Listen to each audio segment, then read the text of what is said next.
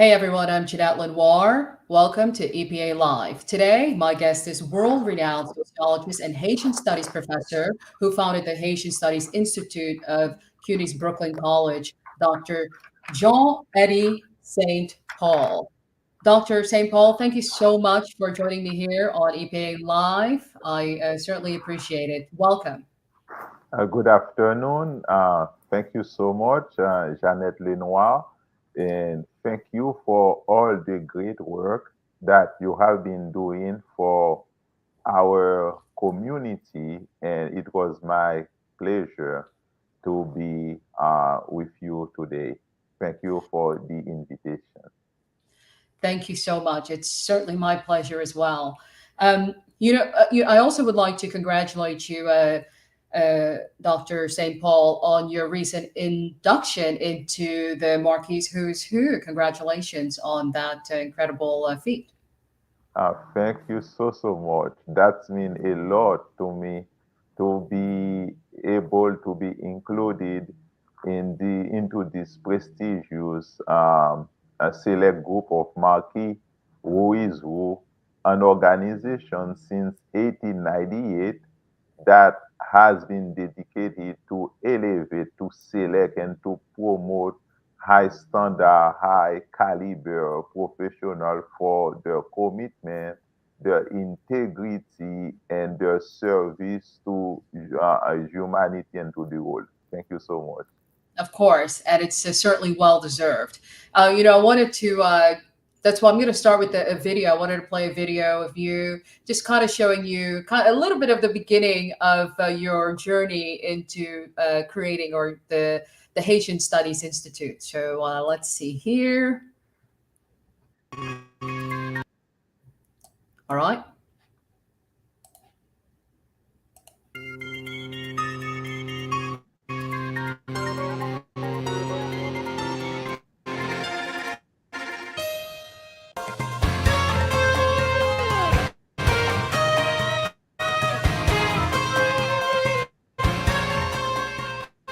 Yeah, I know my country. I know we have bad things and we have good things. So, because I got my master's degree in Bogota, but when I got my scholarship to go to Bogota, my family and the people at my for 2 years, and actually those years were the most beautiful years in my life. And 13 years, I got my PhD in Mexico. 13 years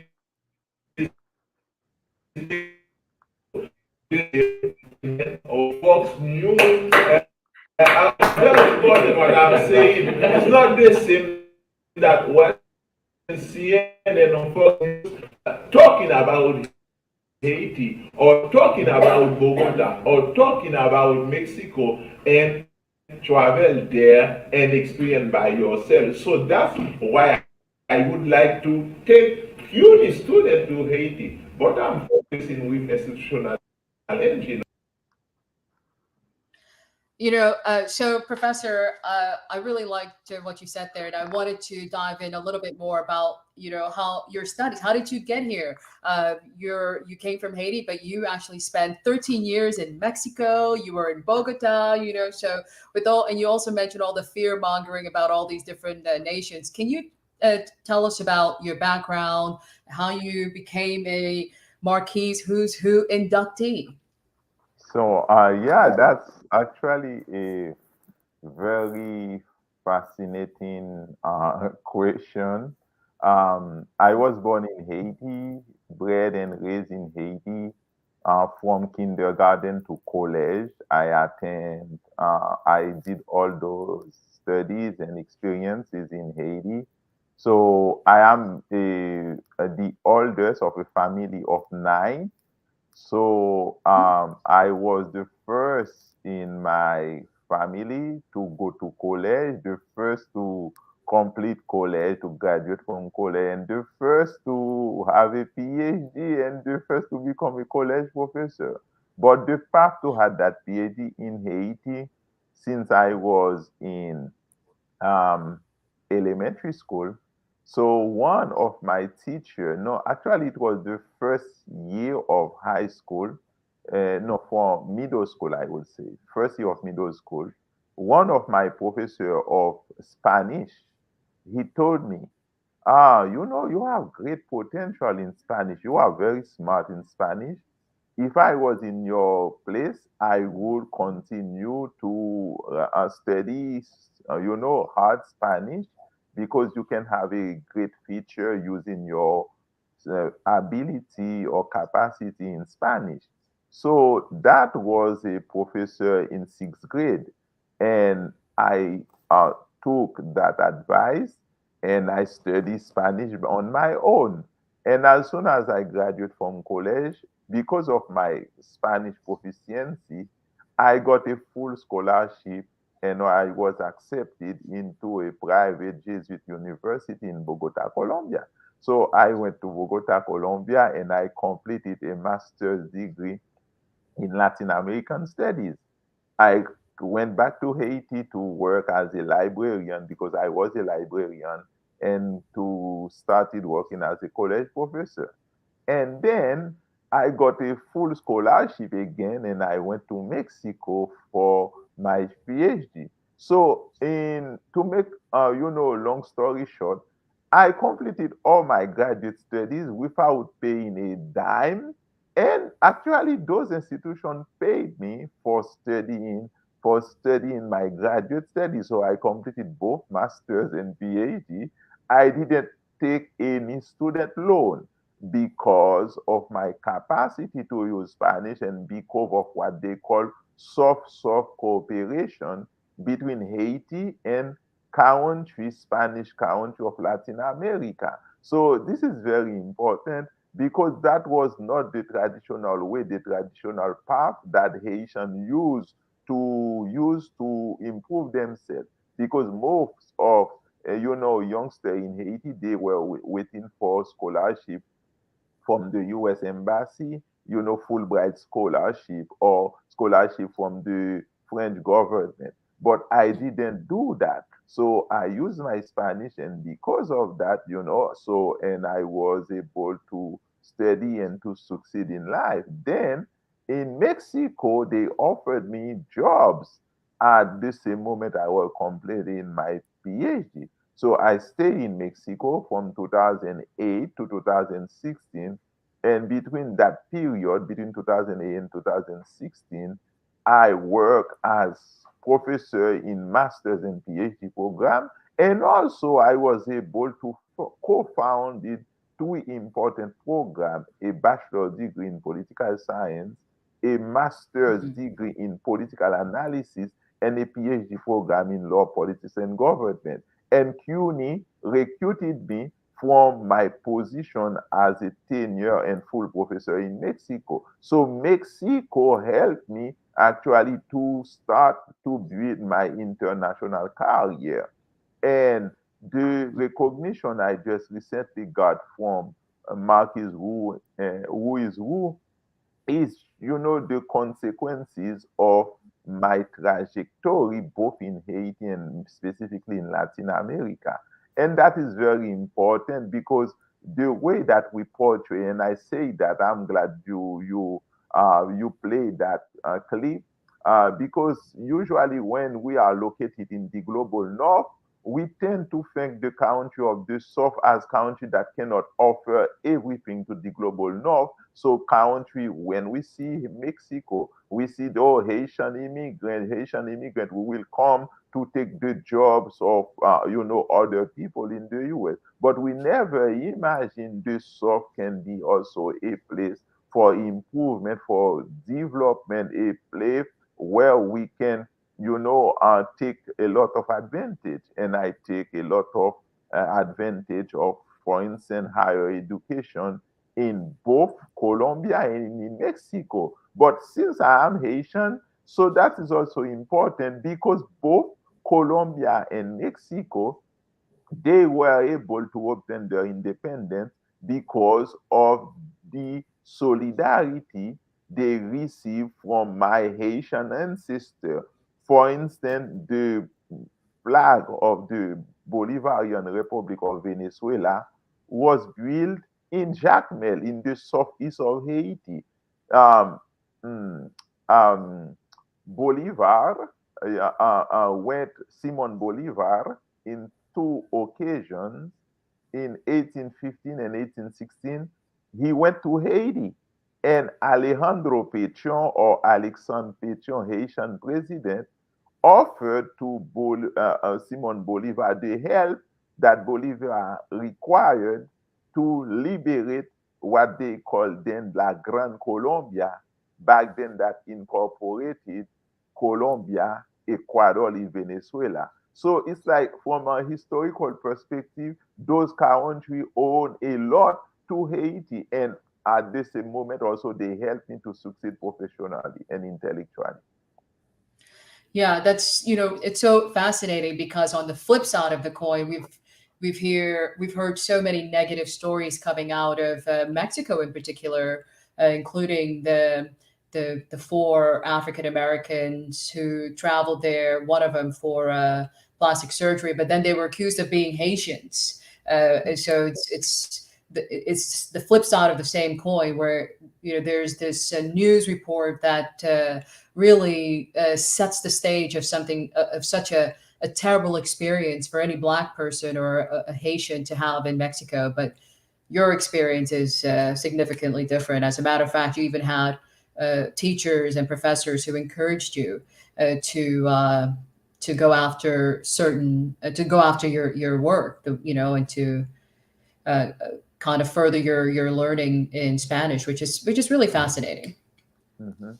It's really great. We don't have as much of that anymore, so it's really Yes, nice to yes, hear the because other side. Hmm. yeah, because this is interesting because when Haiti got its independence in January 1st, 1804, currently in international relation, in political science, there is a concept that is up to date. We call that soft-soft cooperation, soft-soft cooperation. That's in cooperation between different countries of the South. But Haiti, in the beginning of the 19th century, Haiti was the country that initiated that soft cooperation, right? If we follow the example that I gave, the relationship between Alexandre Pétion and Simon Bolivar, the role that Haiti played in the liberation of Venezuela, Ecuador, Colombia, Bolivia, even the Dominican Republic and Mexico. For instance, in Mexico, one of the protagonists of the Mexican Revolution was a Criollo whose name was Francisco Javier Mina. And also Francisco Javier Mina received help from the Haitian people. So since the very beginning of the 19th century, Haiti initiated, inaugurated, launched the idea of soft cooperation. Can you explain what soft cooperation is? Okay, soft cooperation. So let's just give an example. We have the late president of the Bolivarian Republic of Venezuela, Hugo Chavez Frias. For instance, Hugo Chavez Frias, he when a course of soft cooperation is when two countries from the same region or not necessarily the same region, but who have the same,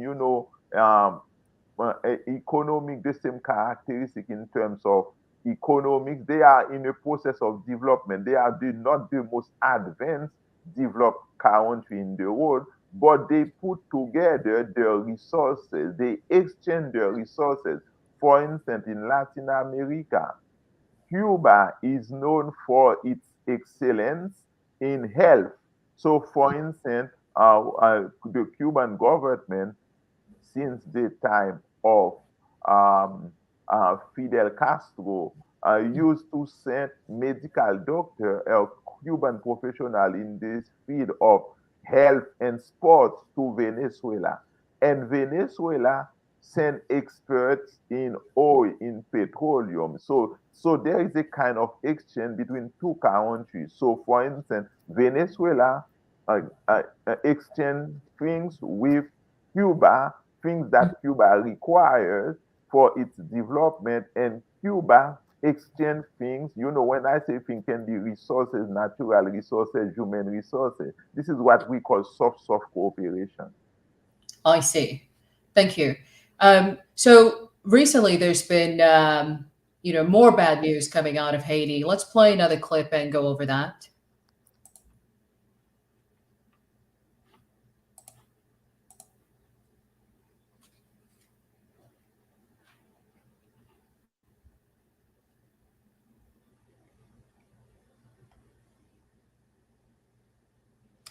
Well, it should want to play. Hmm. Just 1 second, please. I don't know why this video isn't playing.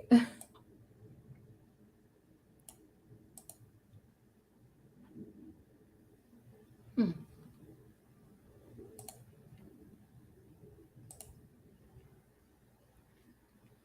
Because there's some weather issues. We've had pretty bad rain. Definitely. My internet is kind of Slow. somewhat Mhm, a little mhm. funky. So please excuse me. No Um, problem. thank you.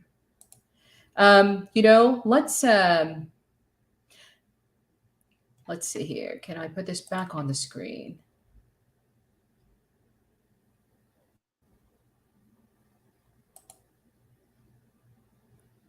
Oh wow, that's interesting. Well, you know what? Before we go into that, I'll just move on to another one of my another video here. So, and then we'll talk about Haiti has this. an extra.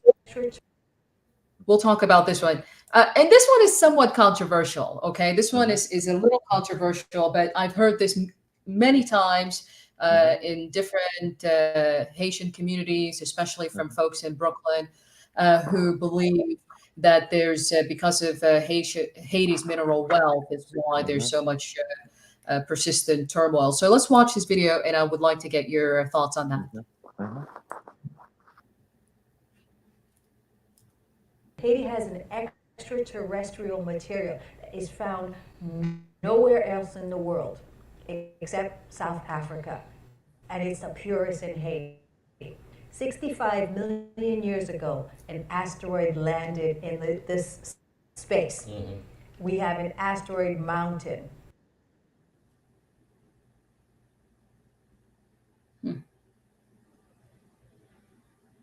Boy, the internet is not my friend today. mhm, mhm. Oh, I have no idea why this is slowing down.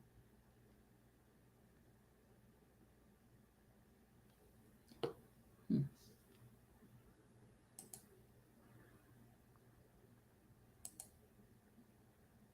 Hmm. Well, basically, what Mhm, she is saying is that there's a very, alien-like, very mhm, rare mhm, mineral called mhm, lithium mhm, in Haiti, and Haiti mhm, has some of the purest form of it is found in very remote places in the world. I think in Africa is also found, but this is a very rare mhm, mineral. So can you talk to us a little bit about mhm, lithium and the mhm. U.S. government's role Okay. in mining lithium Okay. Okay. and it's Mhm. connected to the turmoil? Okay. So the Haitian, she's a Haitian American lawyer. Her real name is Margaret Laurent, and her artistic name is Ezili Dantor. Mhm. So this is someone who is she's an activist in the Haitian American community. Mhm. Ezili Dantor is a lawyer. Mhm. She's originally from Connecticut.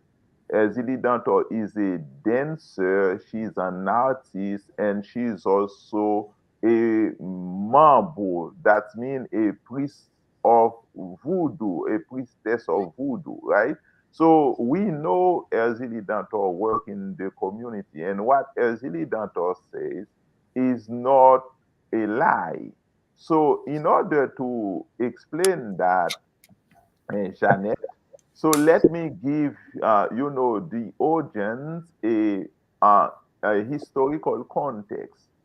For instance, in 1913, from 1913 to 1915, sorry, from 1915 to 1934, in the cadre, in the context of the Monroe Doctrine, the United States of America invaded Haiti. They invaded Haiti and they will occupy militarily Haiti from 1915 to 1934.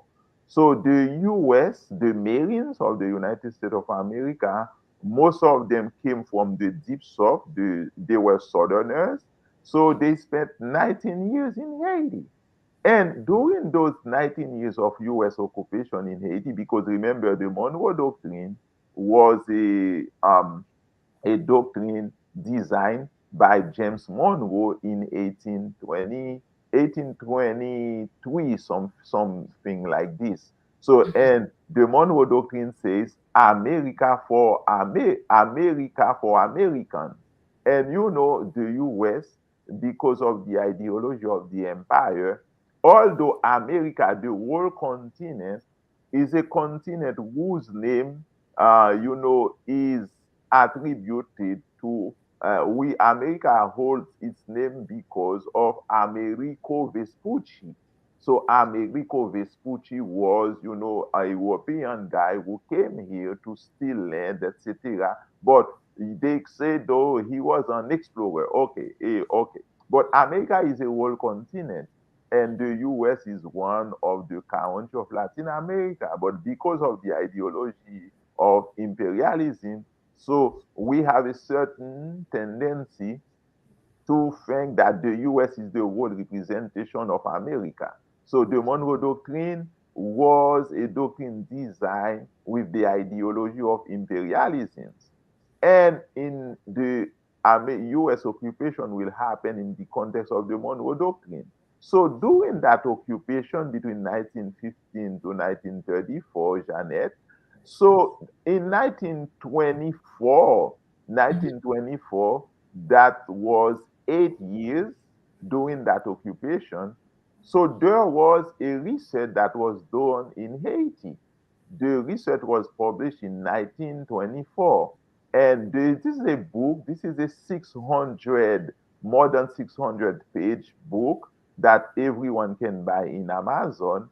The report, the title of the research is Geology of the Republic of Haiti. Geology of the Republic of Haiti is a research published by Wendell P. Woodring, John S. Brown, and S. Burbank.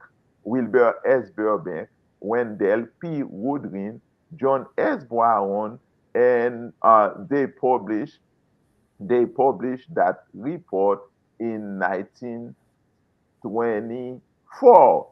And what Margaret Laurent or Ezuli Dantor pointed out in that interview is what they said in the report. They explain, because geology is the science that study rocks, that study a lot of things. They explain that in a specific time in history, the place where Haiti is located, effectively an asteroid, struck and disappeared that place. And because of that, currently Haiti has every mountain in Haiti is full of uranium. And now, we are dealing with climate change. So, if fossil energy is something that by 2015 will disappear. So they need new sources of energy, for instance, to manufacture the battery that, for instance, Tesla will need. All those things, Haiti has, that the raw material that can be used to do that. So, and because of imperialism, the mainstream media has used the idea that Haiti is the poorest country on the Western Hemisphere. But what Margaret Logan or Ezuli Danto wanted to say is not a country is not poor because there is a difference between materialistic poverty. Materialistic poverty currently, if we go to Haiti, so most of the people are living with less than $2 per day. Definitely, when you see from your eyes, this is materialistic poverty. But a country is not really about materialistic poverty. It's about what kind of brain, what kind of human resources do you have, and what kind of resources do you have on your soul, on your land, etc. And from this viewpoint, Haiti, what Margaret Laurent or Ezili Danto wanted to say, Haiti is not poor. And I give you that reference of this book. It's called Geology of the Republic of Haiti. But myself, I am a scholar, and there are many, for instance, many peer-reviewed research that were published and that explain so the resources of Haiti.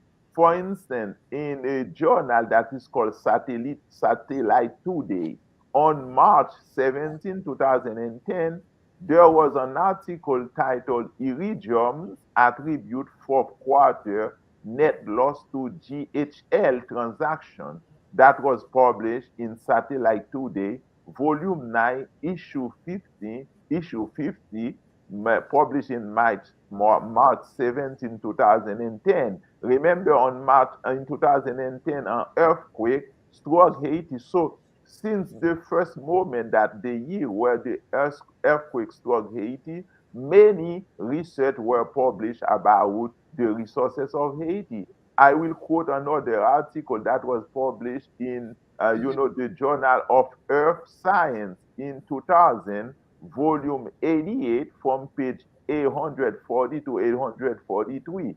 That article was published by G. Keller and W. Steinsberg, Iridium and the K/T boundary at El Caribe, Guatemala, that explain not only in Haiti, but in many countries in the Caribbean Sea, Mhm. those countries have a lot of resources in terms of iridium, lithium, etc. So it's not a secret, it's not a secrecy for scholars. There are many, for instance, at Cornell University, there are many scholars who are experts at Yale University, and all those articles are articles I can share with you. They are results published in peer-reviewed journal article or professional articles, scientific journals. So it's not an invention from from Margaret Laurent or Elizabeth Danton. This is pure truth. Yeah. Let's see if we can play the video. Oh, that is so disappointing. That is just so disappointing.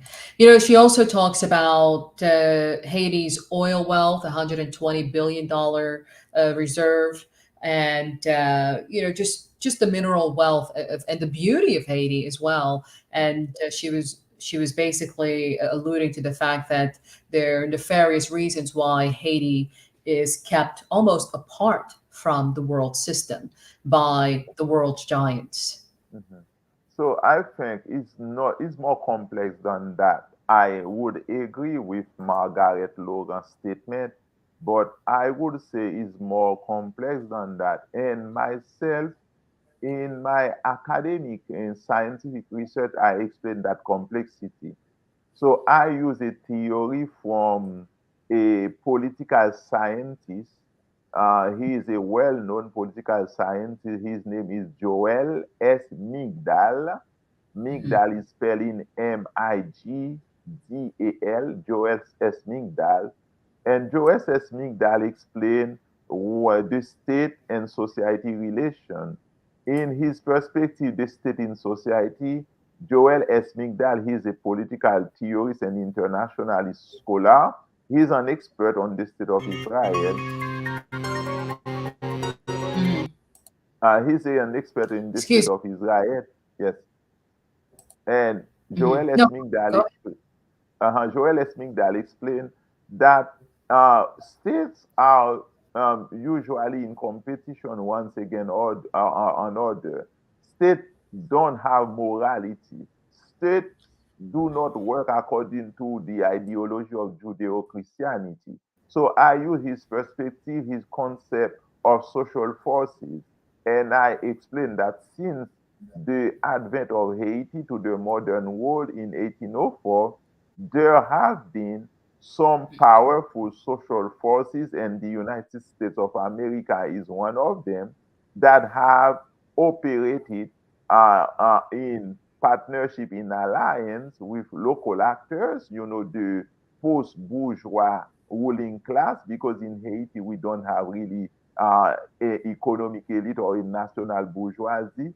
And those powerful social forces that we can call transnational social forces, if we are following the perspective, the analytical perspective of Joel S. Migdal, they have conditioned, political unrest and political instability in Haiti. That one of those factors is because Haiti was the country, because of the axiology. Axiology is the science that study values, because in terms of value, from an axiological viewpoint, the Haitian Revolution, the philosophy of the Haitian Revolution went further than the philosophy of both the American and the French Revolution. The American Revolution, tried to champion the idea of justice and pursuit of happiness. But there was an incompatibility between pursuit of happiness and slavery. And the US couldn't dismantle slavery. That was the original sin of the US American Revolution. The French Revolution was based on the trilogy liberté, égalité, et fraternité. That is, liberty of freedom, equality, and fraternity. But in the French Revolution, after the revolution, there was not equality. So, and the Haitian Revolution was the only successful revolution that challenged slavery, colonialism, segregation. And because, when the American Revolution happened, it was a context of the US was embarked into an interesting journey of industrialization, and industrialization requires cheap labor. And you cannot have cheap labor without certain form of slavery and exploitation. So, axiologically, philosophically, the Haitian Revolution posed a problem for both the American people, the American political leaders, and the French leaders, and the British, and everyone. Because back then, remember, England had still Jamaica, as a colony. The U.S. had the south of the U.S. was still in bondage on plantation, cotton plantation in other form. So the Spanish, they have, the country in Latin America in bondage. So they use that idea of powerful social forces in order to counterattack the development of Haiti. That was one of those factors, because they didn't want to let the Haitian Revolution succeed, because the success of the Haitian Revolution would eventually empower Black people, not only in America, but around the world. So, and that would be very bad news for capitalism. But that was one of the reasons, historical reason. But the second reason that can explain also the political turmoil that we have in Haiti has to do with what Margaret Lawrence said, the massive natural resources that Haiti currently owns, that Haiti has, in terms of lithium, uranium, gas, petroleum, etc., etc. Yeah, and it seems that the nation is still paying for fighting for its freedom to this day. Yeah, Let's yeah, it's a very symbolic, a very symbolic punishment, so to speak, and it manifests itself in ways like this. And I'll show you this video. Hopefully we won't have a problem. Haiti have reached a critical boiling point. Police in Port-au-Prince say at least 10 of those gang members, and now we're hearing more than a dozen of those gang members were killed by people living in the area. And get this, those gang members were beaten, burned alive in the streets one day. This comes after days of fighting between alleged gang members and security agents. Gangs have been growing since the assassination of President Jovenel Moise in 2021. They controlled an estimated 80% of Port-au-Prince area. So, what are your thoughts on this recent flare up? It seems to again be par for the course of the storytelling of Haiti. That it's always in turmoil. There's always fighting. These gangs are so dangerous, which I'm sure they are. You know, we consistently hear about kidnappings and killings, and we see it in the news how desperate the situation is. What are your thoughts on this recent incident? What does it say about the future of Haiti? And where does Haiti go from there? How do you change the narrative of the story of Haiti? Because certainly this Okay. isn't the only thing that's happening there. Yes. Okay. So, thank you, Janet, for the question. And I'm a sociologist, and as a sociologist, we have to use history as a resources because Mhm. history helps us to provide context to the event that any event that is happening.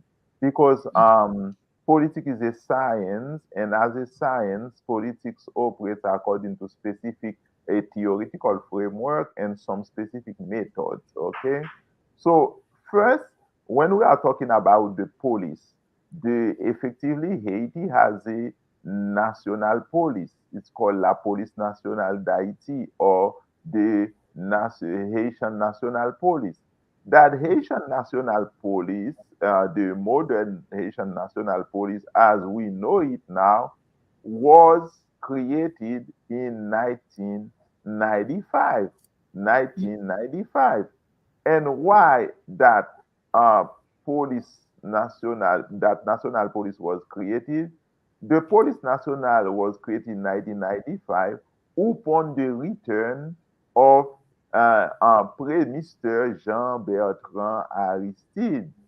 Mr. Jean Bertrand Aristide was a former priest from the order of the Salesian. Jean Bertrand Aristide, during the 1980s, he was, a disciple of liberation theology. He deeply believed in using politics to fight for the poor.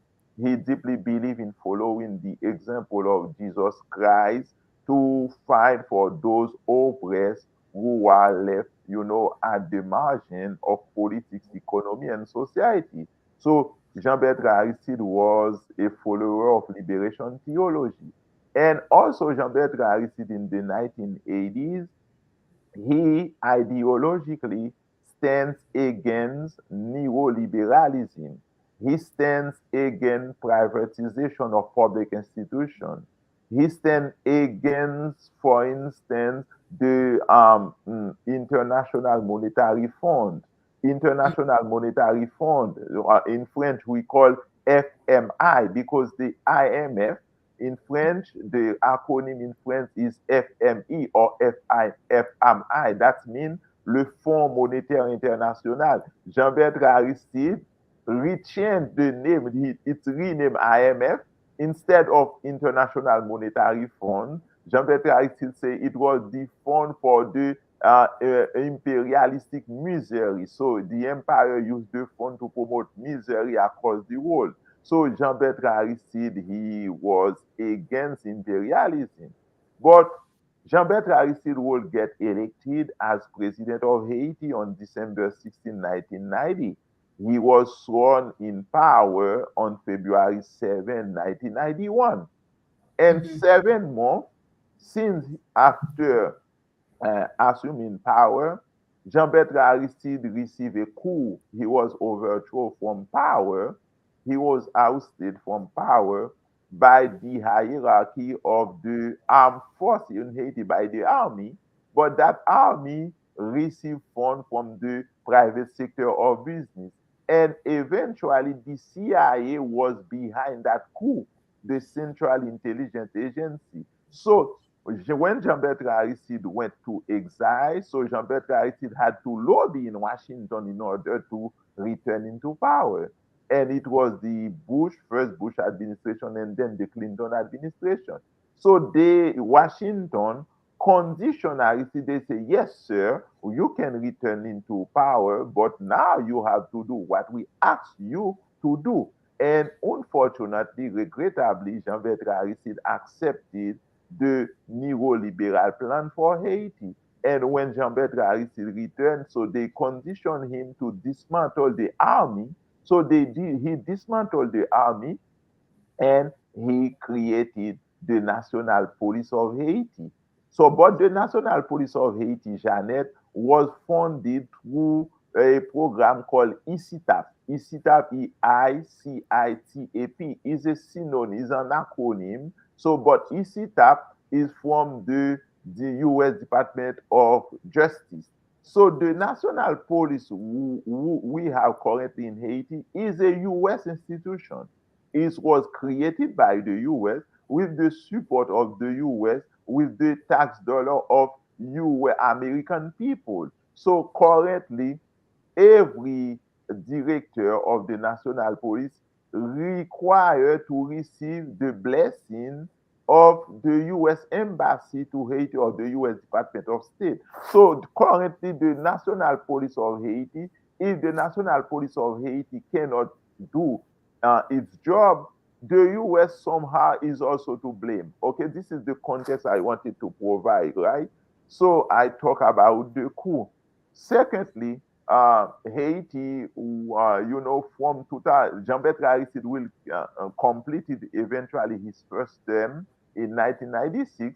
He stayed in Haiti, and on November 2000, he was once again, because he's a charismatic leader, he's a populist leader, he's so popular in Haiti until at the moment of giving this interview, if you do a survey, Jean-Bertrand Aristide will still among the top most important three leaders in Haiti. He has a great charisma, right? So he has many followers. So in 2000, Jean-Bertrand Aristide once again got elected and was sworn in power on February 7, 2001.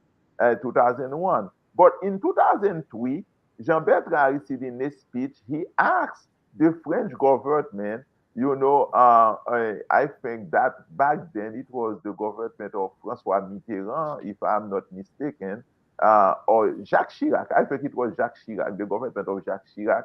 He asked for France to provide reparation, economic reparation, for Mhm. the 100 million francs that can be currently in current currency can be evaluated between 21 billion to more than $37 billion.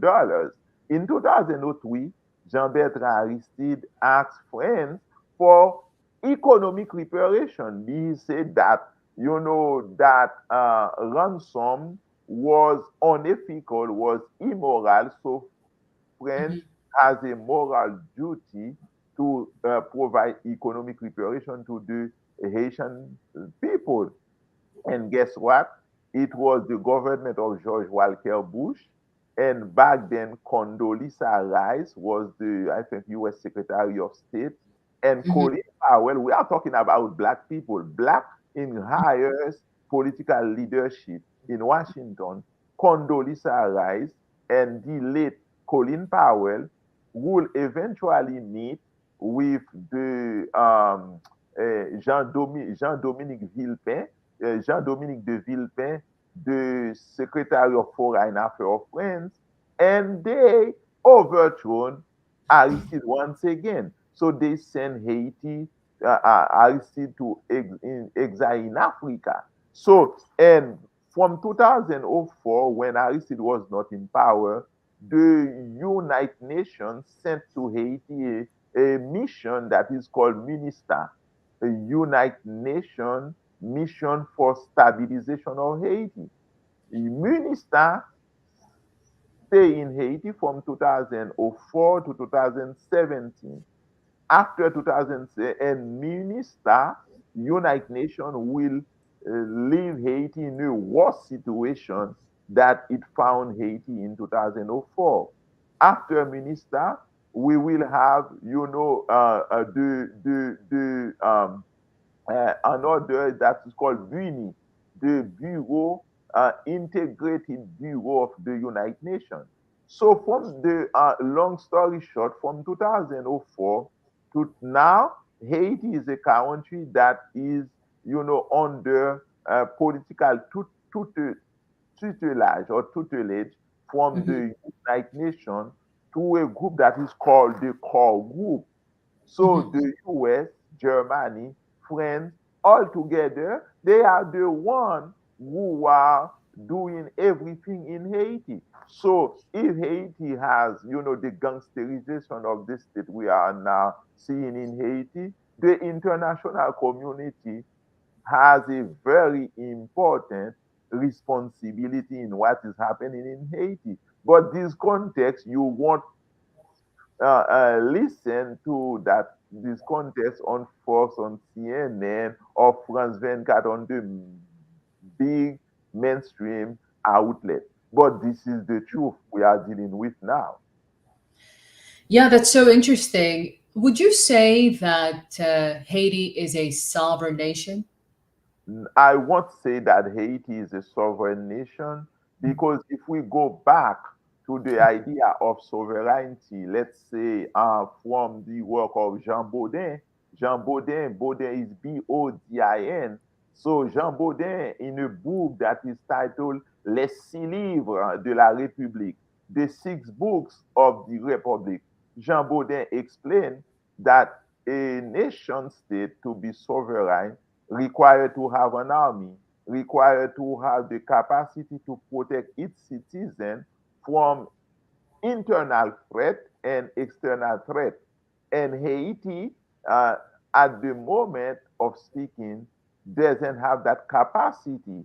But Haiti doesn't have that capacity. It's because the international community never gave a chance to Haitian people to foresee their own future. So, for instance, in 1990, it was a contest because I do political science besides sociology. For instance, in 1990, Haiti was embarked in that what political theorist, his name is Samuel Huntington, called about political transition. So since that political transition, the international community never gave to Haiti the opportunity for Haitian people to pick their own leader. We used to have elections, but in every of those elections, the US has constantly meddling into those elections. For instance, in 2010,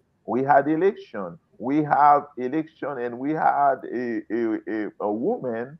Her name is Milan Hippolyte Maniga. She is a PhD. She is one of the most important, constitutional lawyer in Haiti. And the U.S. Hillary Rodham Clinton, back then Barack Obama was the sitting president of the US. Hillary Rodham Clinton was the US Secretary of State. Hillary Rodham Clinton went to Haiti and put pressure on the current president, Rene Preval, to pick their own man, the guy that the US wanted. There is a movie that is called Fatal Assistance by Raoul Peck. All those things are documented. There are books that are written that explain how the US has constantly in contemporary history of Haiti meddling into Haitian affairs. So, for instance, at this moment of speaking, we have a war between Russia and Ukraine.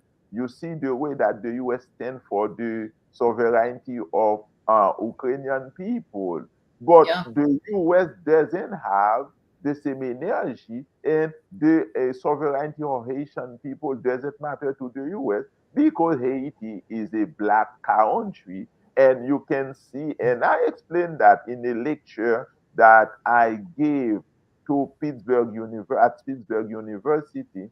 Anti-blackness has always, and at the moment, the current moment, anti-blackness is part of the in the framework of U.S. foreign policy toward Haiti and toward African people, and more specifically toward Haiti, because remember, Haiti, as Blair Nails put, Haiti is Africa's oldest daughter. So Haiti is the country that, you know, opened the path for black people to fight for their dignity. And the master of the system, they want, forgive, and they are punishing Haiti for all those things. So the elite that we have in Haiti, the most repugnant elite, they are elite made by the US. You know, the US has always put its own people in position of power in Haiti. Yeah, and what's also interesting about that is that they don't they even look different. I think there's the spectrum. When we look at Haiti, we see a lot of black people that have, we see very African looking people. And it seems like all the blame and all the turmoil, looks like one section, but the thriving part look like lighter skinned black people, the more bourgeoisie, the ones that are, a lot of them have home bases in the United States. They don't even live there. They only claim they're part of that nation, but really operate as the elite. And speaking of operating as the elite, and also speaking of U.S. interference, let's play this other videos to. I just want to talk a little bit about um, the different ideologies behind a Haitian-led solution and where it's coming from. So let's. Given the dynamics of the country and the conditions, being that President Moise was assassinated, the current conditions of our country is in turmoil. And let's be realistic here. President Jovenel Moise, before his assassination, he was trying to referendum, and part of the referendum, military and civic service for government. Now, being that that is not in place, now you have a situation where community is exposed type of protection. I know currently the Prime Minister, Henry, is to put some things into place, but at this time, I don't know. It seems like their complaint, they should take their complaint to the State Department or the Department of Justice, or to those who control or are in charge of policing there.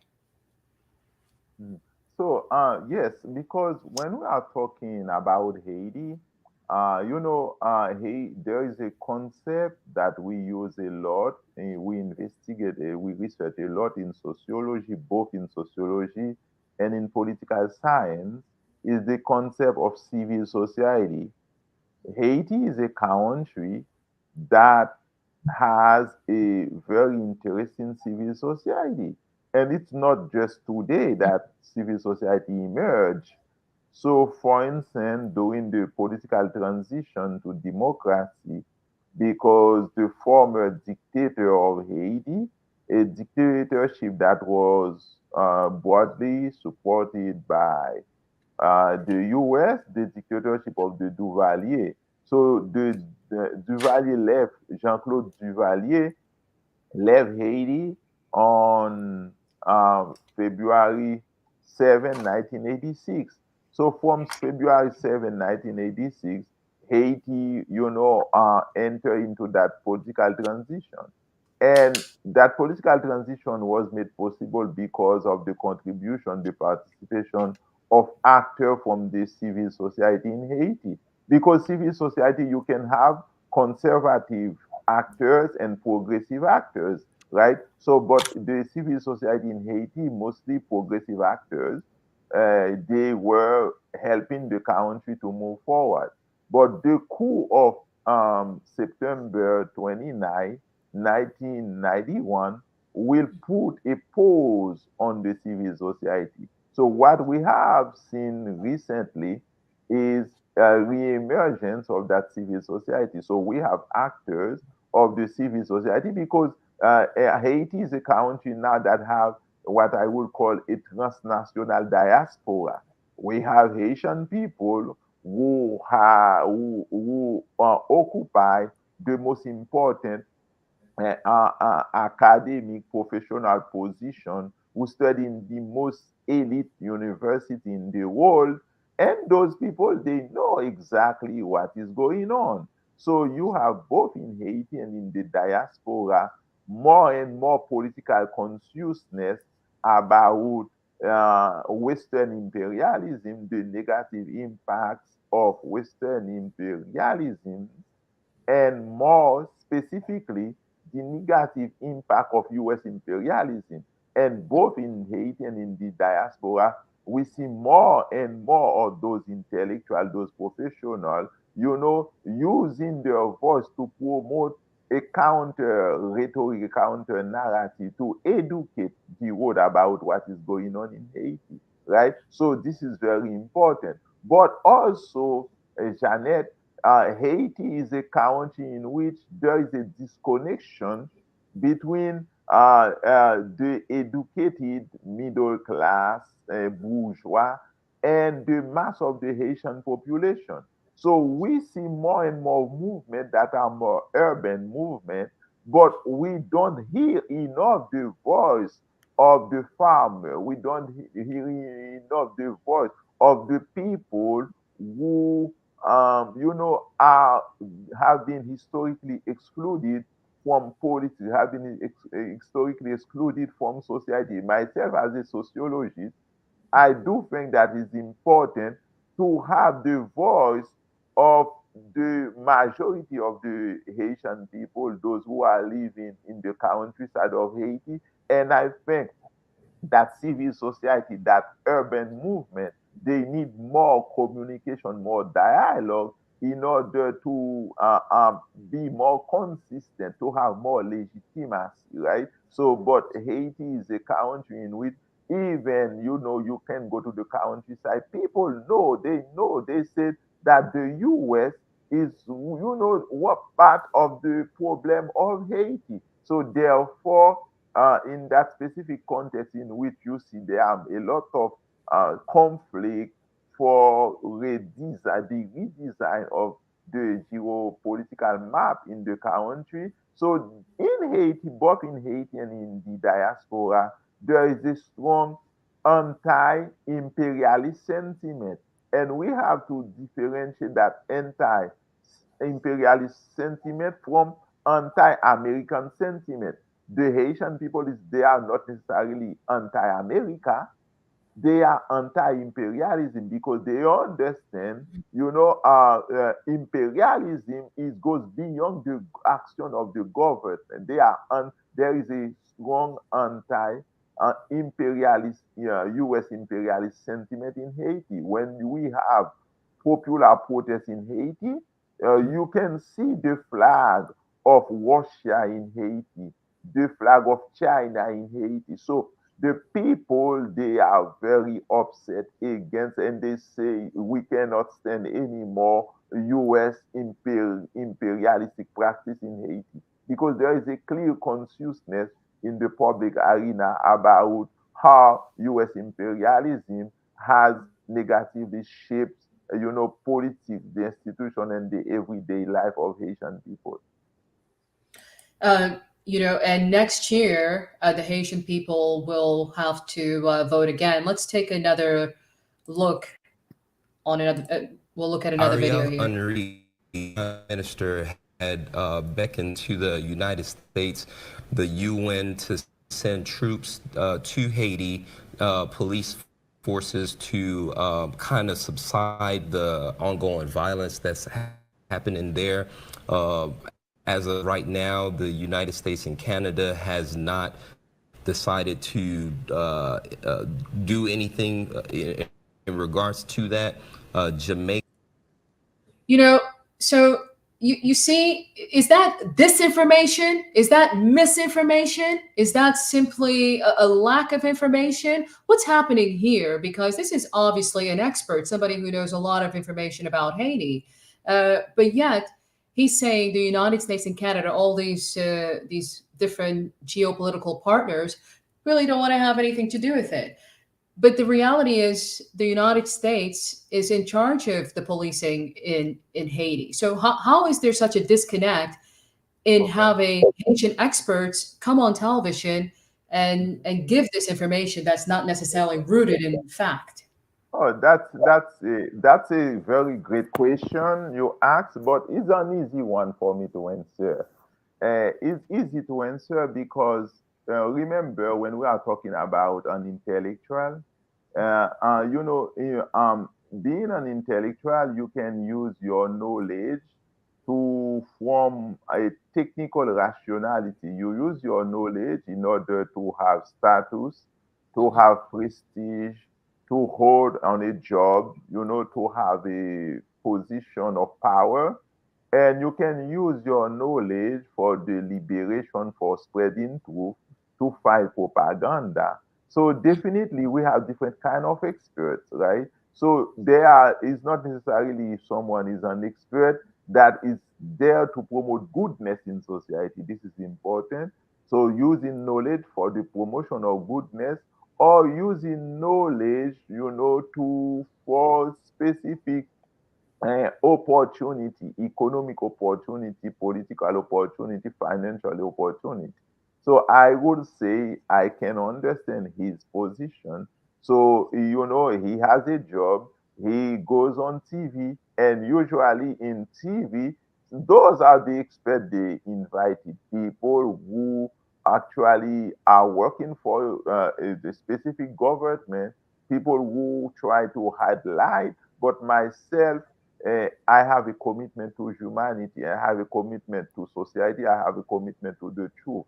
So when we are talking about Ariel Henry, Ariel Henry is someone who was not put in power by the Haitian people. In politics, Yeah. there are two important concepts: the concept of legality and the concept of legitimacy. Legality and legitimacy. So legality, Ariel Henry doesn't have is not a legal president. He was not processed the result of an election. He was put in power after the coordinator responsible of the core group that is like a transnational mafia that is leading Haiti is called the core group. Core is CORE, the core group. Yeah. Her name was Hélène Lalim. Hélène Lalim just put a tweet and said, this guy is now the prime minister of Haiti. So since the very beginning, Ariel Henry never had a legality. And Ariel Henry doesn't have legitimacy. Doesn't have legitimacy because the Haitian people are always protesting against his leadership. So he is an ally of the core group. He is an ally of the international community who has put its foot on Haiti's neck. So he is also an ally of the gang.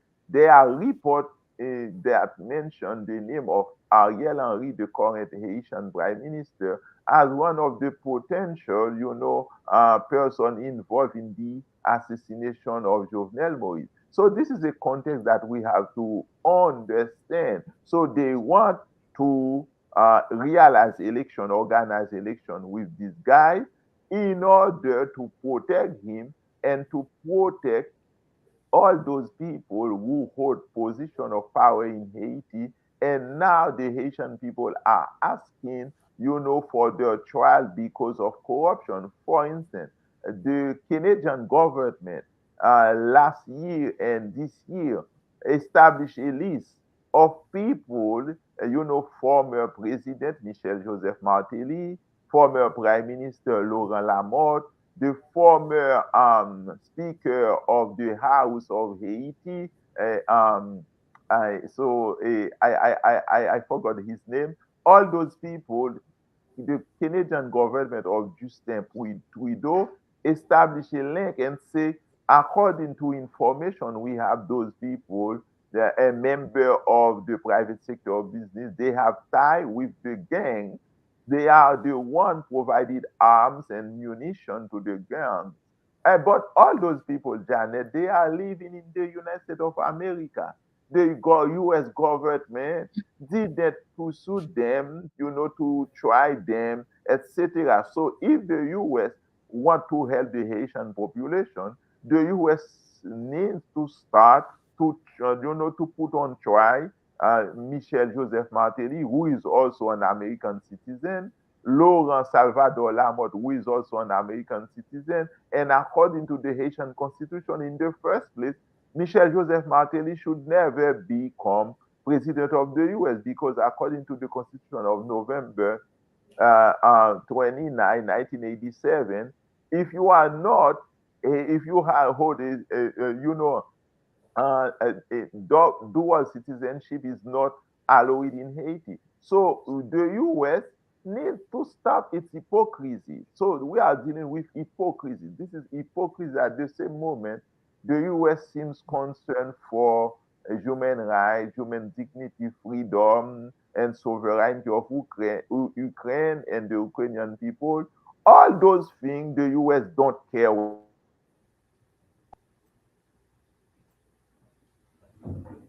Yeah.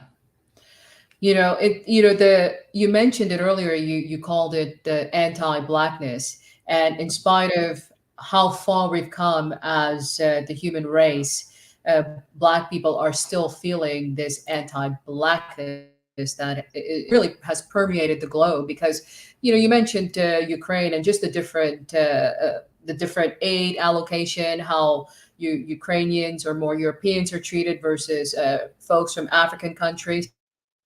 It is blatantly, it is right in your face, almost very disrespectfully done. Like they really don't care about our they don't really care about us as they care about others. And it's just very sad to see that they use people that even look like us to Mhm. facilitate their agenda. Yeah, and even for what is happening on the African continent, on the motherland, you can see now because 20, 30 years ago, when African leaders showed up at the United Nations meeting council in New York City, so they used to swallow or to follow and swallow everything the US diplomats say, but not anymore. Now, if you see when African leaders are participating in, meeting of the United Nations, Mhm. they are defending the interests of their country.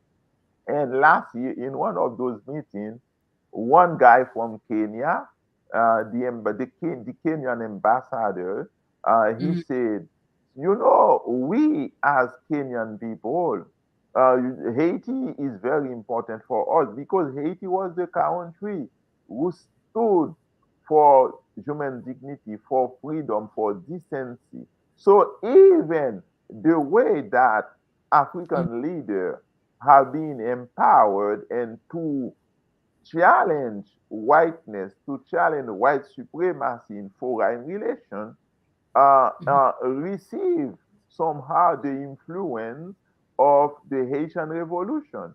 And for the white men never accept that. They say, you see, if African now they have that, self-esteem, they, that self-esteem. So Haiti is to blame. So all those things explain why the white men, at the service of corporation, at the service of imperialism, they are doing everything they can to undermine Haitian sovereignty. So this Mhm. is clear, and we have to understand it from this standpoint. Yeah. One of the things that they also talked about, and I'll jump to it, he did mention the, let's see. That President Jovenel is going to military service to protect the citizens of Haiti. They're supposed to So, have elections sometimes in 2024, April, July, sometime.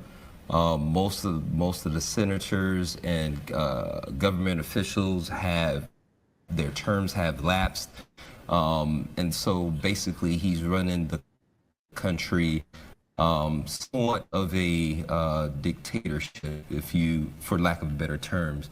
Now, the gang leaders that have access to these weapons, um, first of all, Haiti does not manufacture any weapons. So there has to be port of entry for that. Most of it is coming out of the U.S. from Miami, being shipped there to the country. Most of these gang members, they're poor citizens of the country that are left to fend for themselves due to lack of jobs and infrastructure. um, Just I Professor, can you talk a little bit about the referendum, what it means, how is it different, and can you talk about the upcoming elections and what people need to know? Okay, I think this guy he did a great job the way he answered the question because Yeah. effectively Haiti does not manufacture guns, and I published research, I gave interview, and I stress on that. For instance, Janet, there is a new report that just came out in 2023. The report is published by the United Nations Office on Drugs and Crime, UNODC, and the title of the report is Haiti's Criminal Markets Mapping Trends in Firearms and Drug Trafficking. And that report, I have it on PDF after I can share it with you. Sure. Is just for release in 2023. And in that report, the UNODC explained the roots where those guns came from. We have also a center, one of the most important progressive think tanks in the US is called the Center for the American Progress. And the current director and CEO of the Center of American Progress is a Haitian American who was a US ambassador to South Africa. His name is Patrick Gaspard. And in the research that the Center of American Progress, or CAP, the Center of American Progress explained that 99% of the illegal guns that are killing people in the Caribbean and more specifically in Haiti came from the Yeah. United States of America. So, the instability, we have to understand that the instability, the guns, the ammunition that are coming to Haiti, yes, came from the US. And there is no will from the US government to stop that.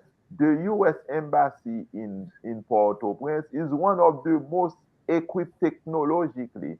If the US, through the US embassy, could solve many issues. So the referendum, they want to have election to change the constitution because until now, according to the Constitution of 1987, so a foreign country cannot go and do whatever they want to Haiti. They need the approval of Congress. They want to change the Constitution so to remove that clause and they don't want need anymore the approval of Congress for having contracts. So if you are president of Haiti, but of course the next president will be imposed by the US. So you can just sign, put your signature on, and you can have, great contract signed for the benefit of the US. And this is what the Haitian people and the civil society, the transnational civil society, they don't want. They don't want Ariel Henry to be the one organizing election. They want, for instance, the international community to provide resources to the national police, because the national police has the capacity to secure Haiti. They want first security in Haiti, removal of Ariel Henry, and Ariel Henry should eventually be tried, and then we can talk about election. But for the Haitian people, currently, election is not the top priority, but for the US, yes, it is the number one top priority. I see. And what about the referendum? Anything new about it? I mean, what is different about this particular referendum? So the referendum, it's now you don't have any elected official. In order to have a referendum, you should have, for instance, the Supreme Court should be working. You should have a Congress should be working. So now is not a moment for referendum, because a referendum, you need a plebiscite, a popular plebiscite. The Haitian population should be able to go out to vote. And now, the gang, the armed group, they are in control in many neighborhoods in Haiti. So because of insecurity, we cannot move forward with this idea of referendum. But as I said earlier, and I remember I mentioned the report that was published in 1924, Geology of the Republic of Haiti. Since 1924, the US know exactly what kind of resources does Haiti has, and the US need those resources, because currently it's not possible anymore for the US to go to the Middle East and take those resources from the Middle East. And the US see the resources Haiti as they were its own reserve. This is the way that the US treat Haiti. So the natural resources of Haiti are part of our own reserve. We can take them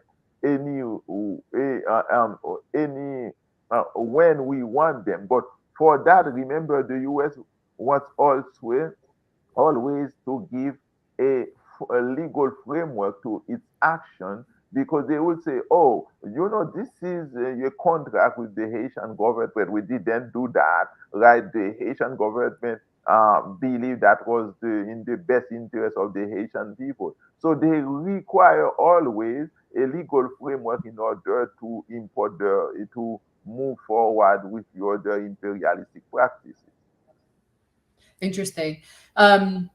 Let's move on. I mean, I know we've had a lot of I don't want to say bad news, but gang violence, the geopolitical issues that has Haiti really on the outside of the world system. The way the rest of the world is working, it seems like the one nation that gained its independence, the first Black nation to gain its independence in the Western Hemisphere, is still struggling.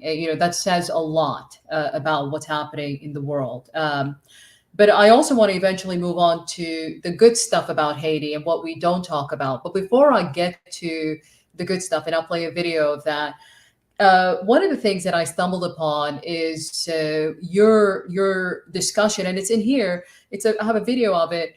It's your discussion of Obama's role in Haiti, Obama and former President Bill Clinton's role in Haiti after the earthquake. Can you talk to us a little bit about that? I mean, I could play the video, but I'd rather hear it from you and hear what you have to say about that particular issue, because I don't think not a lot of people know about the wastefulness and the the fraud that took place there under these really big names. I mean, Mhm. Clinton was running a multi-billion-dollar operation after the earthquake there, and he was sent there by the first black president of this country. And look at what happened. Can you give us some background about that and what people need Okay. to do?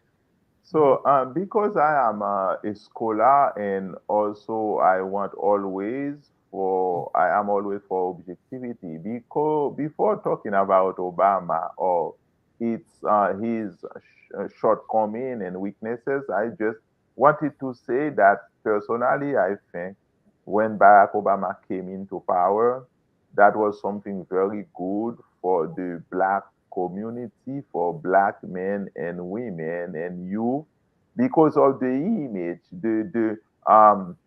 the symbolic black people see. A black boy can say, "Oh, I can become an important person in this society." So Barack Obama, through that image, his speech, I think, was based on decency. Mm.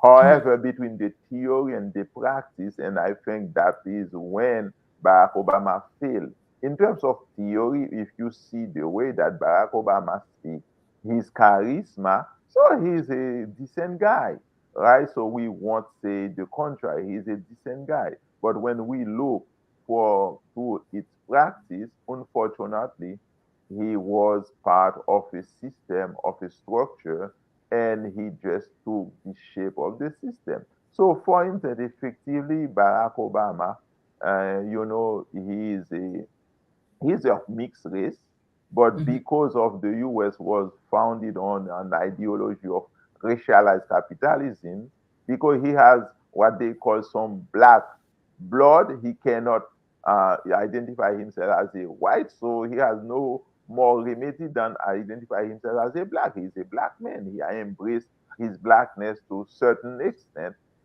But Barack Obama, as the first black president in the modern history of the US. I say modern history because there is also that controversy about in the very foundation of the US, we did have a Haitian, a black president. But Might as well be Haitian. okay, so we won't go for this route, okay? But Barack Obama, black president, he Yeah. never traveled to Haiti. And for what Haiti represents for black people in general, that was a missed opportunity to travel to Haiti. He never traveled. He had 2 terms, 8 years in the White House. He never traveled to Haiti. But Yeah. politics is about deal. As soon as Barack Obama was elected, because remember in the primary, who was the opponent of Barack Obama? Hillary Rodham Clinton. So Barack Obama had to make deal. So one of the deal that Barack Obama made is as soon as he got into the presidency, so it's like he established Bill Clinton as governor of Haiti. So when the earthquake happened, Bill Clinton was the co-chair, of the what we call CERH, the interim commission for the rebuilding of the reconstruction of Haiti. So through the Clinton Foundation, Bill Clinton raised a lot of money, and Bill Yeah. Clinton, that money was misused. Part of that money was given to members of the Haitian bourgeoisie to invest in, four stars hotel, while the Haitian people were still suffering for food, for shelter, etc. So at the end of the day, Bill Clinton didn't do a good job in Haiti, and Haitian people knows that Bill Clinton didn't do a good job. And since Bill Clinton was like a special envoy of Barack Obama, so people in Haiti and in the diaspora, they are the most educated people, they are very upset against Barack Obama. So the image that Barack Obama has in the US among black is not necessarily the same image that Barack Obama has among the most educated Haitian intellectual and among the people in Haiti, because they do know, that Barack Obama was a continuity of the same practices of U.S. imperialism in Haiti. So that was what happened. Yeah. And Barack Obama sent then Hillary Rodham Clinton. It was on Barack Obama, Hillary Rodham Clinton went and to intervene politically, move her influence as U.S. Secretary of State to change the result of the election of 2010, 2011. And the guy that would, institutionalize what he called legal banditism, legal banditry in Haiti, was the exact guy, Michel Joseph Martelly, that was imposed into power by the tribe or the clan of the Clinton Obama. So what is happening, the gangsterization of the Haitian state, Michel Joseph Martelly, aka Sweet Mickey, his government play a key role in, that idea of gangsterization of the Haitian state. So Barack Obama bears some political and moral responsibility for what has been also happening in Haiti currently. Yeah. It kind of kind of hurts the heart a little bit, because how do you I love the former president, and so to hear to reconcile that he never stepped foot in Haiti during his presidency, considering the powerful symbolism of that, it's such a lost opportunity, but it's also another reminder of who runs the world. Yeah, the power, this is as in sociology, we have that dilemma between the agent versus the system, the individual of the system.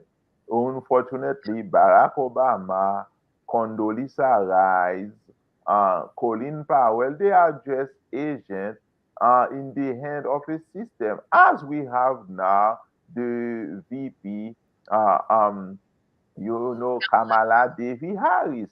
For instance, Kamala Devi Harris traveled to Africa, but she didn't travel to Africa in order to foster economic development. It's like when you are a black person in the highest political position, so you have to conform to the rules. You have an agenda, so it's really to what extent that one individual can really challenge a system that is, well rooted, well founded. And yes, we have to understand that those people, they have their own limits. So we also, as black people, we don't have to think that those people, they are evil per se. It's not they have a evil in their nature. We have to understand the power of the system. The system has a great coercive capacity to co-opt, the individual will. It's not necessarily that Barack Obama, when he was a U.S. senator, or when Barack Obama gave that speech in Philadelphia, a speech that was based on the idea of hope. Si se puede, yes, we can. That idea, Barack Obama, I think personally, I never met him, but I think he's a decent man, but it's the same thing. So it's you accept or you don't accept. If you put Professor Simple in the same position of Barack Obama, what would be the outcome? I am not necessarily fan of the idea that Jean-Yves Simple will do better than Barack Obama. It's the agent versus the coercive capacity of the system. This is a current debate we have in sociology. How to resolve that debate? Is the individual has the individual the capacity to use his or her reflexivity to successfully challenge the system, or at some extent, the system will always find a way to manipulate the individual in order to make the individual be a conformist to what the agenda of the system. And it's interesting that you mentioned Vice President Kamala Harris and her trip to Africa, because she came under a lot of criticism for traveling to Africa, not for economic reasons, but or development or infrastructure development, but for to convince African countries to deal with the gender issue that the rest of the Western world is currently dealing with. I, I know I've taken up so much of your time, but can you just, what do you think about that? Do you think the criticism was was warranted? And do you think the gender issue has taken precedent, has taken first seat? There's the main issue over everything else, like, for example, anti-black sentiments across the world. To me, it seems like the world is bending for the gender issue that we're all everybody's dealing with, and it seems to have put the other fight for civil rights and human rights for Black people in particular, seem to have kind of put that in the back burner. Do you see that as so? What are your So, thoughts on this? yeah, that's a tough question, and I think Professor Joseph Mbele, you had on your show, the professor from Yeah, Tanzania, he gave a very accurate answer, and I will build on his answer. We have to interrogate imperialisms. There is a question of what we call worldview, cosmovision, because the West, even Haiti, you can see in Haiti, the people in the countryside, they do not operate according to Western standard, right? So I think, as a sociologist, and I can go in my PhD dissertation, something I wrote in my PhD dissertation, I use the theoretical framework of Max Weber, who was a German sociologist. And Max Weber, he talked about axiology, the science of value. And I think oftentimes what we have observed is one of the weakness of imperialism is to try to extrapolate the Western value and to think that the whole global system work according to one kind of value. And this is also antithetical to democracy because at the same moment that the US, the core principle of democracy is pluralism, to accept that the world is not operating according to an homogeneous viewpoint. But when it comes to imperialism, we see that the US tends to, export its own ideology and think that every country on earth, every community, every nation state work according to Western value. And this is a very big mistake because yeah, as Professor Mbele mentioned, so the core of Western society is individualism. And one of the crises that we have now in Western imperialism is hyper-individualism.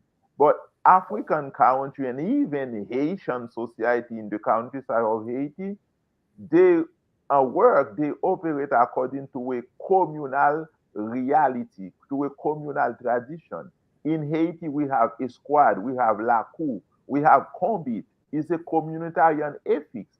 And the same thing that Vice President Harris has attempted to do in Africa, this is the same thing that the US has trying to do in Haiti, to the legalization of homosexuality, and the Haitian society has pushed back, right? So they have, NGO, they are financing in order to make Haitian society more open for those things. So, and I think this is counterproductive as is antithetical to democracy that suppose the respect of plurality. Democracy is respect of heterogeneity, and also the US claim to be a liberal democracy. Myself, I was a professor of political theory, a course that I taught to PhD and master students. And if we go to the core tenet of political liberalism, we can start, for instance, with the work of John Locke and the work of, John Rawls. All those work, as classical scholar of liberalism, will say the strength of political liberalism is tolerance. the capacity, I disagree with Janet, right? But I respect Janet for her decision. And the great German sociologist Jürgen Habermas, remember I'm a social theorist, Jürgen Mhm. Habermas say, yes, we have to have that communication, and we have to understand that we have to be agree that I can disagree with you. That when I disagree with you, I'm not your opponent, I'm your enemy. I just have a different value system. So African society and inside the Haitian society, there are groups who have different value systems that do not coincide with the predominant value system of the US. And I will conclude my answer, my response, by quoting, for instance, the work of Abraham Maslow. Abraham Maslow was a professor at Brooklyn College, and Abraham Maslow is known for his pyramid of needs. So when I will see the pyramid of needs of Abraham Maslow, what every human being needs is access to shelter, access to food, access to security. So the basic component of Mhm.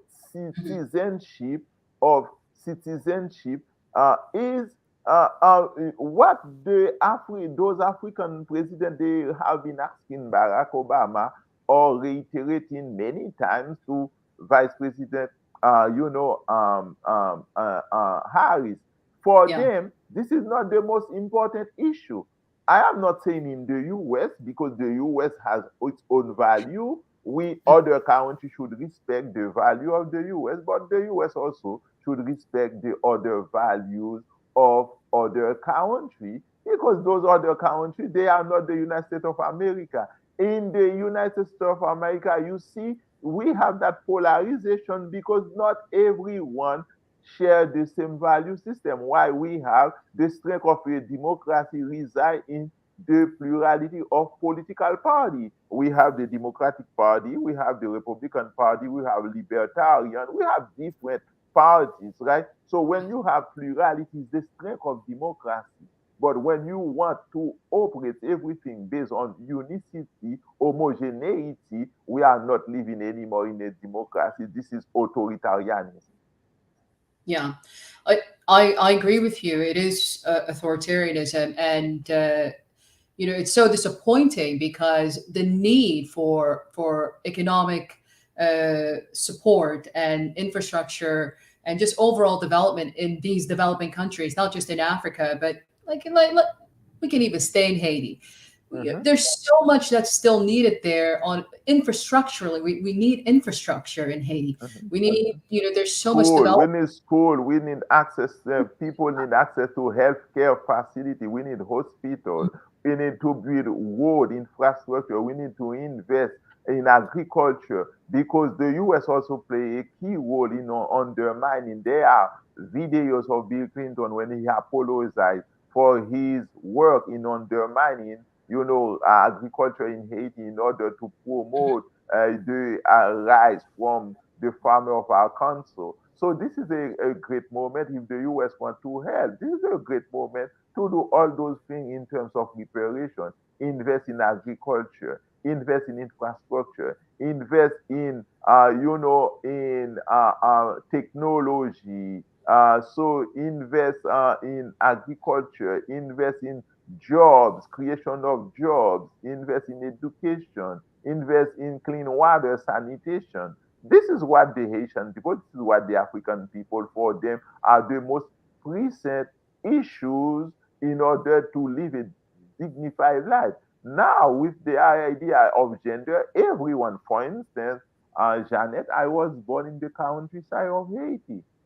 And let me tell you, Haitian people is not what they said, homophobic, transphobic, or anything. I didn't see that in my neighborhood, my place of born. It's not Port-au-Prince. It's not the city. It's not the capital. It is a countryside. It's just a small town, rural area in Haiti. So the people who have different sexual preferences they were well integrated in the society. they weren't discriminated. They were selling their goods in the marketplace. You know, people exchanged with them. So they were part of the community. People accepted that people have different sexual preference, right? But the problem is when the US want to, it's like to impose that, you know, as the pattern that everyone should follow. This is pathological and this is crazy. Yeah, it's virtue signaling. That's, you know, it's empty. It's virtue signaling, and it's missing its mark because the rest of the world it doesn't see it that way. And I really like your response, similar to Professor Mbila's response. So, speaking of, you mentioned that you're from a small town, you're not from Port-au-Prince, you're from a small place in Haiti. And I stumbled upon another video because it's like, God, everything about Haiti is so negative. I need something positive. You know, I dream of the day where I can actually visit Haiti. But with the images that we currently see on television, I can't imagine going to Haiti until I saw this.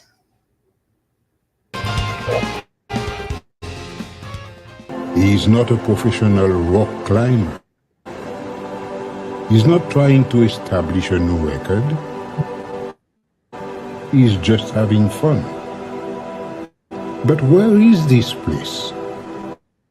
Obviously, on a Caribbean island. Waterfall, lush vegetation, blue water. Could it be Cuba, Jamaica, Trinidad or Martinique? No, it is Haiti.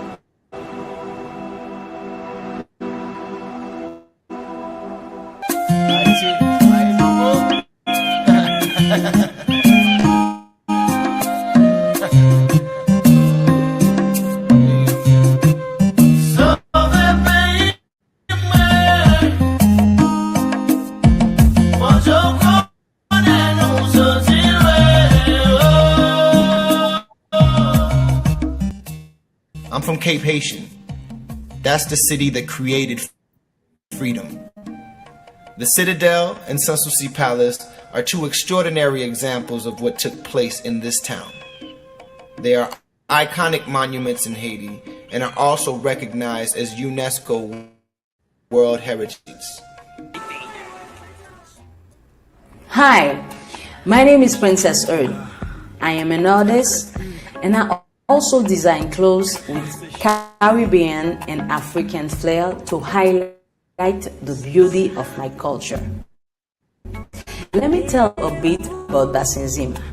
It is located in Plateau Central, 8 kilometers from the city of Hench. It contains waterfalls, coves, and caves. Its caves contain artwork by the Indians before colonization.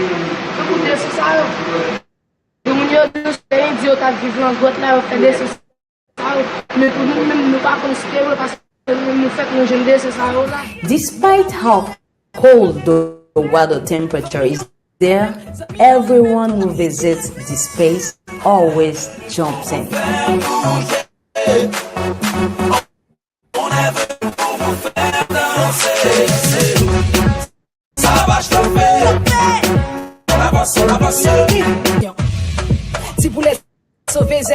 Hi, my name is Eddy, and I'm a singer-songwriter from Haiti. You might know my songs Voodoo You Do or Zeptima. Today I'd like to talk to you about a very special place in Haiti called Sodo. Sodo is a waterfall located not too far outside of Port-au-Prince in Mille-Balais, department of the country. It holds a very important cultural significance in Haiti for both Vodou and Catholic practitioners because the legend would have it that in the 19th century, the Virgin Mary of Mount Carmel appeared on a palm tree there. Ever since then, the place has become a very important religious destination for Haitians, so much so that every July they hold a festival there called the Festival of Our Lady of Carmel. is Bello from Haiti. If you ever come to Haiti, make sure you visit us at Village Noir, where we have a bunch of artisans doing good stuff, good arts. Make sure you go. Bello, this is Haiti.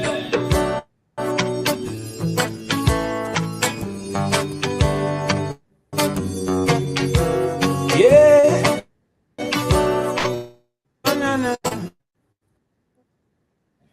You know, it was, you know, seeing this part of Haiti was so beautiful, was so nice. I was like, you know, how disappointing that it almost reminds me of the story of Black Wall Street and all these other things that, you know, Black people, you know, they rise up, you know, after all the brutality inflicted upon them, they rise up, and then it just, you know, it comes right back. You know what I mean? And so here is a nation of revolutionaries who rose up, and they are constantly being, you know, brought back down by the way we tell stories about them, the way we even get to know them. And so to venture into, and even seeing all the different, you know, how different Haitian people look, how diverse they look, and how diverse of a people in a culture they are. It was so refreshing.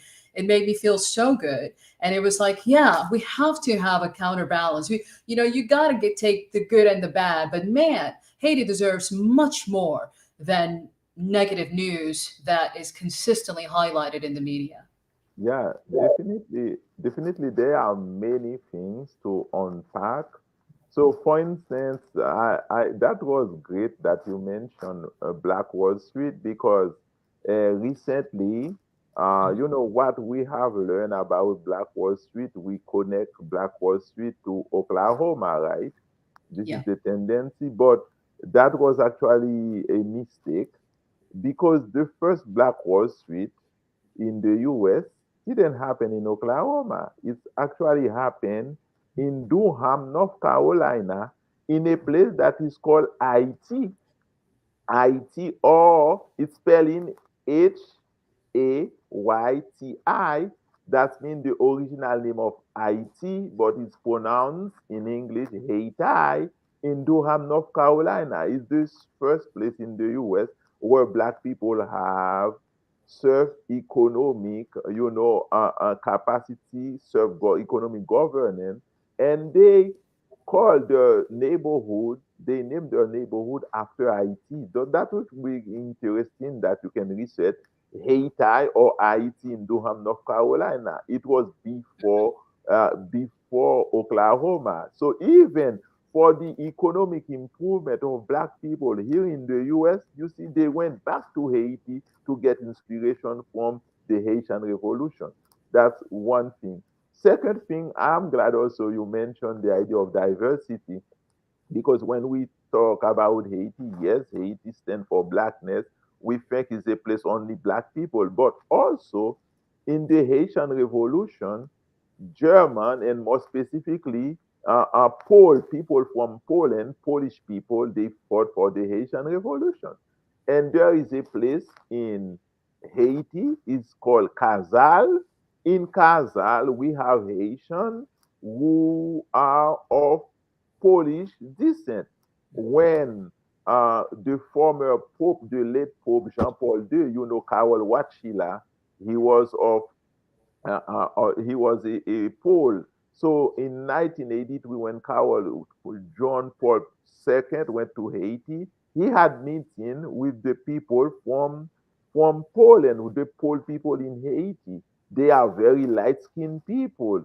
And currently, for instance, many Haitians don't know that the government of Poland, the Polish government, everyone who go to Poland now and that can prove that person has Polish descent, the Polish government will grant to that person, you know, paper to work and to house, etc. So since the very beginning, we have mulattoes, you have, you know, people from different ethnic group who also fought for the independence of Haiti. So, and until now, we can see that in the identity of Haitian people. Haiti also is plurality of ethnicity, plurality of color, right? So we are, and we appreciate that. Myself, I have cousins who have blue eye or blue eye or green. We don't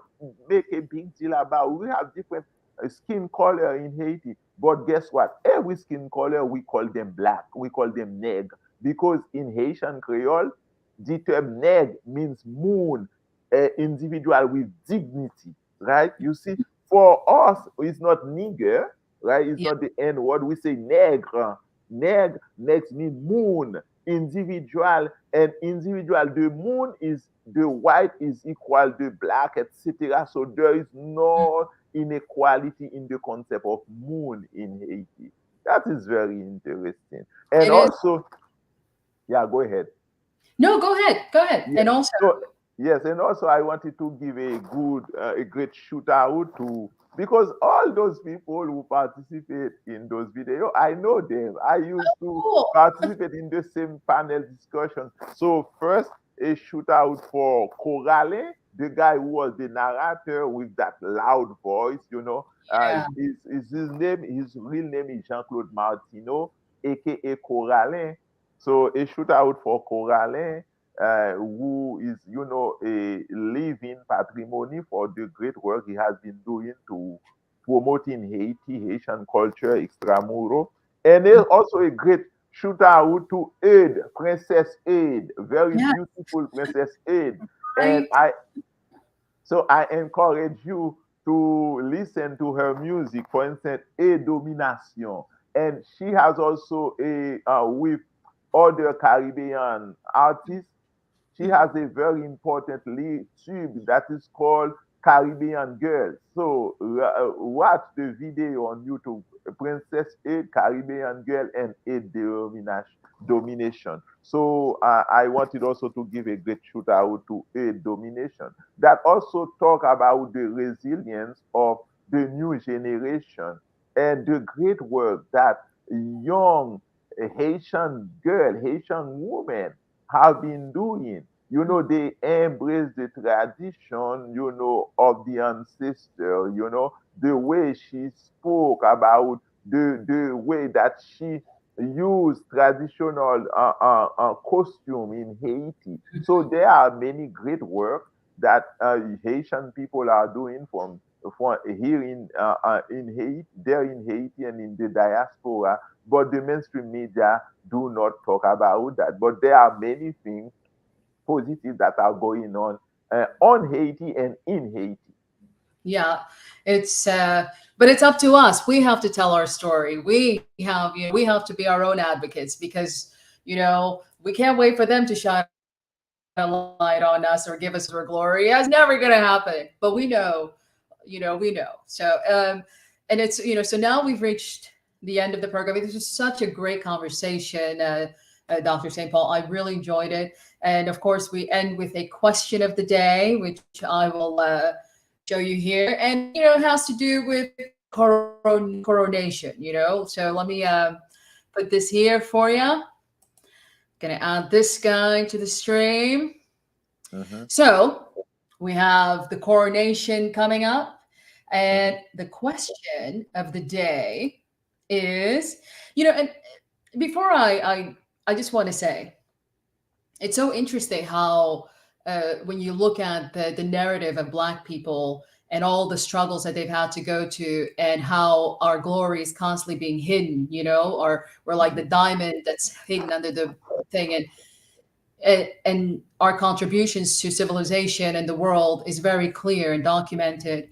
And then when you look at this couple and the history behind them, and the brutality that their ancestors have inflicted in the world and all the damage that they've caused to humanity.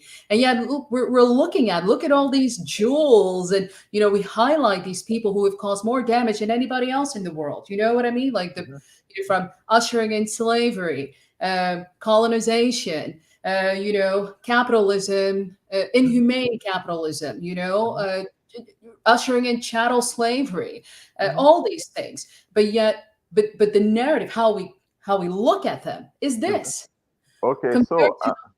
Go so ahead. I will start first because I am a sociologist of religion.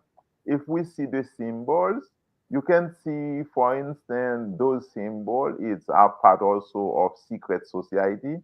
So we have those people who are also member of secret society. They have the secret aid. You know, they are working for other people that we don't know, right? So those people, if we are talking about England, Great Britain, and more specifically England, the role of this country in slavery. So I was reading a books on slavery, and do you know that the city of London, the city of London is different. The city of London is the financial city, you know, financial capital of England. So slavery built everything. When we see Manchester, I used to play soccer and I was very good at soccer, and I'm still good at soccer. So I like Manchester United, right? But when we see Manchester United, so all those places, they were built with the work of slave, with enslavement of people from North Africa, from West Africa. So definitely, for instance, the crown. So those crowns, so they are crowns stolen from African queen. So all those things, I think that we are in a moment of, you know, awakening our consciousness. Is a time for Black people to keep put pressure. I know, for instance, that still Sir Hilary Bakers, he has been at the forefront fighting for to CARICOM to have reparation from Jamaica and others countries. This is the route that Black people should. We should have more debate about what strategy. We should celebrate days and heroes, our own heroes. We should celebrate Jean-Jacques Dessalines. Black people, we should read more about January 1st, 1804, what's happened in Haiti. We should celebrate, for instance, the work of role of people like Eric Williams, you know, the guy who work for the independence of Trinidad and Tobago, those who work for the independence of Jamaica. We should celebrate our leaders, but not, we have nothing to do with that kind of coronation because the coronation anchor in neo-colonial practices. And this is as Bob Marley say after Marquis Garvey, emancipate yourself from mental slavery. It's time for our Black people to emancipate ourselves from mental slavery because all those event or this is breaking news, you see the mainstream media, they are trying to distract us from what we should focus our energy. But Black people shouldn't focus their energy. We shouldn't watch those things to give them more rating. We should invest our time, you know, to talk about things that really matters. Those who have podcasters, those who have show on YouTube, cover what we are doing as Black people, you know, to promote ourselves, the good thing we are doing, and not spending our time, wasting our time with those people because those people definitely they are part of the system. They inherit a system that is was based on you know, colonialism and capitalism. So they are here having this good life because our ancestor had to die for that happen. Yeah, and yet here we are. The whole world is waiting for this global event to take place. We have our own leaders showing up, and it seems that the history behind it doesn't even matter. You Yeah, know. because this is remember again as sociologists, there was an American sociologist or U.S. sociologist, C.W. Mills. In the 1950s, he wrote a book, The Power Elite. In that book, Mills, professor of sociology at Columbia University, made it clear that the media are part of what he called ideological apparatuses of the state. So the media are not for us. The media are not for our liberation. The media are not for our education. They are therefore entertaining us to distract us on the real issue that we should focus our energy. So for me, this is not an important, shouldn't be an important issue for the black community. It's the moment that black people should actually take that event in order to make more clear that those people, they owe us economic reparation. Yes, absolutely. And do you think that this is an opportunity to bring reparations up during the coronation? So instead of celebrating, could Yes, I think those who have the opportunity to protest peacefully. Those who have the opportunity to have guest show using YouTube, using any medium, you have your podcast, to create, because we have to educate our people. Our people need us as leaders to educate them, because as the Bible says, at the beginning was the word. Everything will start with the liberation of words, with education, education, and education. This is an opportunity to educate people about the role of England, because when we are talking as Haitian, we might think us only friends own us reparation, but we don't talk about others' country. We don't even talk about the reparation that the own United States of America own Haiti. Because when the United States of America went to Haiti in the context of the Monroe Doctrine, they went straight to the National Bank of Haiti and they took the gold reserve of Haiti. So, and until now, they didn't never return the gold reserve to the Haitian people, right? So I think this is the moment that we have to talk, to exchange information, and to educate the next generation, because the past generation, they didn't have access to that information. Yeah. So I would say it's easy to conclude that question of the day, your answer, should Black people celebrate the May 6th coronation of the British monarchy? Your answer is no. Work No. on our unification, work on our education, and work on Mhm. strengthening Yeah, ourselves. it can be an event we seize as an opportunity to educate our people on the legacy, on the impact of the British Empire. Because remember, when we are talking about black people, that in what is the current way that the British government treats the black people in England.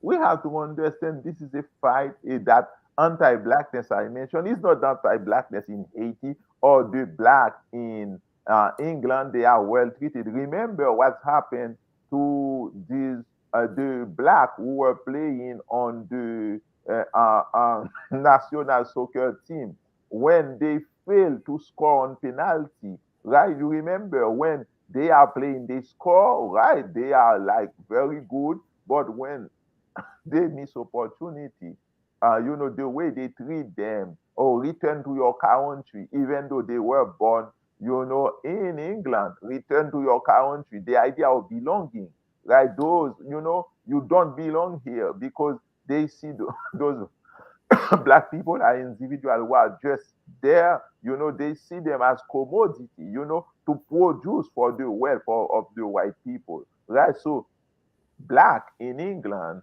they don't have also an easy life. That global blackness is also, they are victims of that anti-blackness sentiment. That's right. Well, we have reached the end of our show, and I am so very happy that we had this time together, Professor.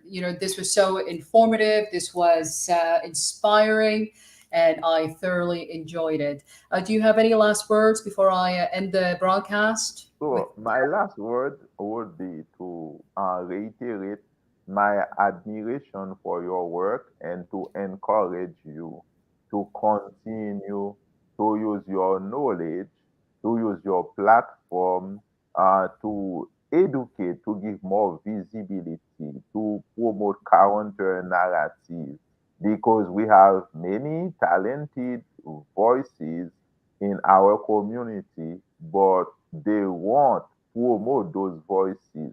and it's up to us to continue to use our voice to empower others. Because if we want a better world, and we do want it, so we have to work together, and we have to elevate. One should elevate others and work in collaboration. We have to reject the mentality of hyper individualism, and we have to embrace, as Professor Joseph Gale said, the idea of communality. Yeah. Continue to use your platform to promote that idea of communitarian ethics that is much needed for a better tomorrow, for a better present and tomorrow for our community and our people. Absolutely, will do. And thank you very much for uplifting me in the work I do. It's only possible because of the support that I get from folks like yourself. So thank you so much for sharing your time, your knowledge, and your wisdom, because we certainly need it. And I'd like to thank you all for joining me for another edition of EPA Live. I'm Jeanette Lenoir with ePluribus America, and this is Our American Culture. Thank you.